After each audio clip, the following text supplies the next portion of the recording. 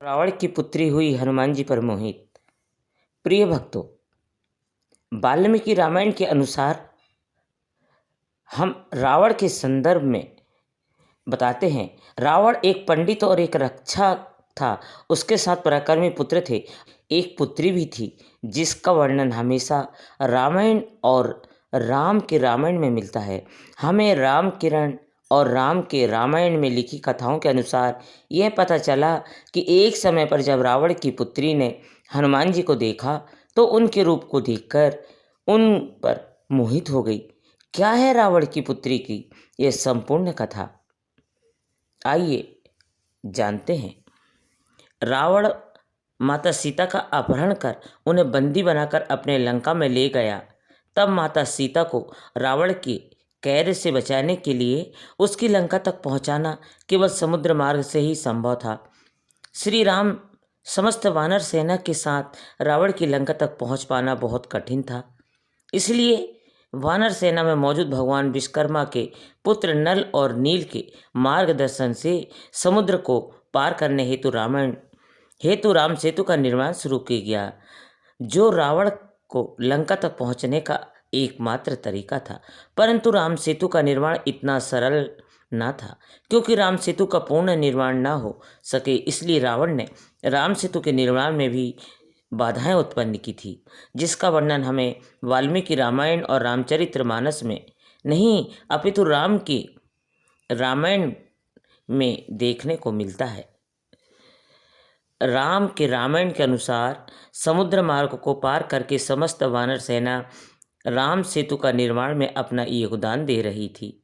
बड़े बड़े पत्थरों और चट्टानों से राम सेतु के पुल का निर्माण किया जा रहा था, परंतु इसमें सबसे बड़ी कठिनाई ये आ रही थी कि जैसे ही वानर सेना समुद्र के अंदर पत्थरों और चट्टानों से राम सेतु का निर्माण करना शुरू करती थी, तो उसके कुछ क्षण पश्चात ही वो पत्थर और वहाँ से लुप्त हो जाते थे।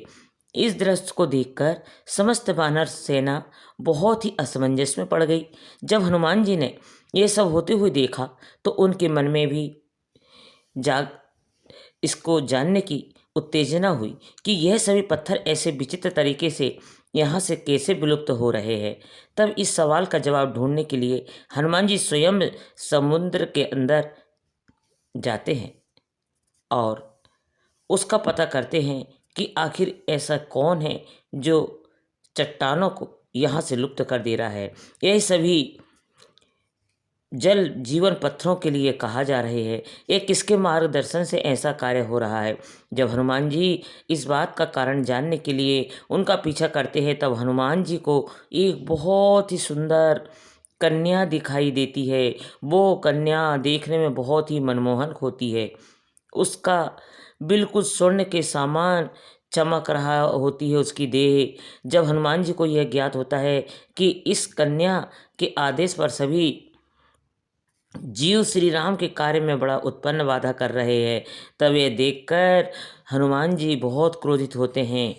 कौन है यह मत्स्य कन्या जो श्री राम के कार्य में बड़ा बाधा उत्पन्न कर रही है।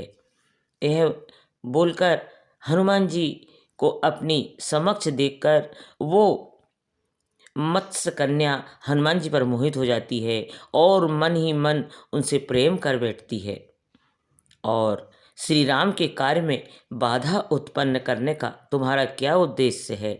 हनुमान जी के प्रश्न करने पर वो भी कन्या प्रेम पूर्वक हनुमान जी को निहारती है।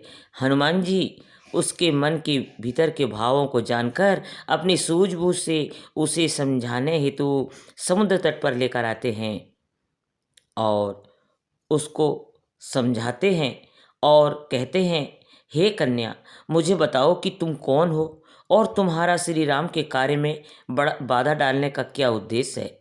मैं लंका नरेश महाराज रावण की पुत्री सरनेम अच्छा हूँ। मुझे ऐसी कन्या की आज्ञा मेरे पिता द्वारा ही मिली है, इसलिए मैं आपकी राम सेतु के निर्माण को पूरा नहीं होने दे सकती हूँ। मैं तुम्हारे भक्ति का सम्मान करता हूँ, किंतु तुम्हें यह अवश्य ज्ञात होना चाहिए कि तुम यह जो कर रही हो क्या वो उचित भी है या नहीं। हनुमान जी ने उस कन्या से कहा। कन्या कहती है, हो सकता है कार्य के सहयोग में मैं अपने पिता का साथ देना भी अनुचित है, परंतु मेरे पिताश्री ने ऐसा क्यों अनुचित कार्य किया है? कपिराज, आप मेरे पिताश्री पर ऐसी मिथ्या दोष रोपण न करें। तब हनुमान जी कहते हैं, आपके पिता रावण ने मेरे प्रभु श्री राम की अर्धांगिनी माता सीता का अपहरण किया है। वो माता सीता को अपने साथ लंका ले गया है। हमारा माता सीता को रावण से बचाने के लिए लंका पहुंचना अति आवश्यक है। यदि आप ऐसी प्रकार प्रभु श्री राम के कार्य में बड़ा बाधा उत्पन्न करोगी तो हम राम सेतु का निर्माण नहीं कर पाएंगे और हमारी समस्त श्री माता सीता को बचाने के लिए लंका नहीं पहुंच पाएगी। जब आप ही बताइए कि आपके पिता द्वारा किया गया यह कार्य अनुचित है या नहीं। यदि आप उचित और अनुचित का वह रखती हो तो आप भी श्री राम के कार्य में बड़ा बाधा उत्पन्न न करें और हमारी सहायता करें।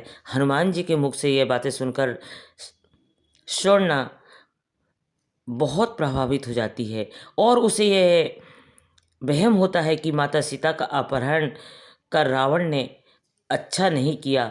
एक स्त्री का हरण करना तो समस्त मर्यादाओं का उल्लंघन है। मैं ऐसे अनुचित कार्य में अपने पिता का साथ नहीं दूंगी। आप जाइए, निश्चित होकर राम सेतु का निर्माण कीजिए। अब मैं आपके कार्य में कोई भी बाधा उत्पन्न नहीं होने कर दूंगी।